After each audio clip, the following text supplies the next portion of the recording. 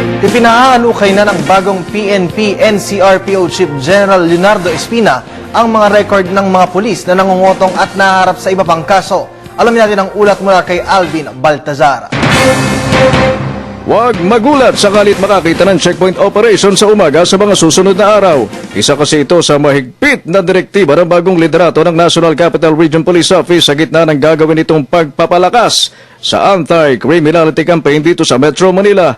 Sinabi ni NCRPO Director Chief Superintendent Leonardo Espina na bahagi ito ng kanilang anyay non-stop police visibility na kanilang ipatutupad pati sa mga kasulok-sulukang mga barangay na subject na rin ng deployment ng kapulisan.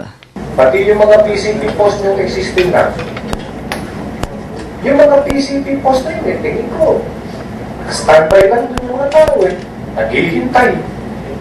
Maghihintay nyo. Bis na prevent tayo ng krimen, hihintay tayo ng krimen. Blatter. Sa ilalim ng kanyang liderato, sinabi ni Espina na wala na rin pulis na magjo-duty ng 12 oras at mahigpit anya nilang ipatutupad ang 8 oras lamang na pagtatrabaho. Nagbabala din si Espina sa mga pulis na maging kagalang-galang ang itsura sa harap ng publiko, bukod pa sa magbawas ng timbang ang mga overweight at maging magalang sa harap ng itataguyod nitong disiplina sa hanay ng kapulisan. Lahat anya ng mga pulis na may kinakaharap na kaso, halukayin ang status at mabigyan na ng kaukulang hatol sa loob ng 30 araw habang ipinapadismiss na nito ang kanilang kasamaang paulit-ulit na nakagagawa ng kalokohan tulad ng mga patong at kotong cups. Unahin na muna natin lahat na may mga major offenses. Mag-inventaryo tayo. Tapos ano mga naging disposition of cases dito. Lalong-lalo na yung may recidivism, yung tinge of recidivism.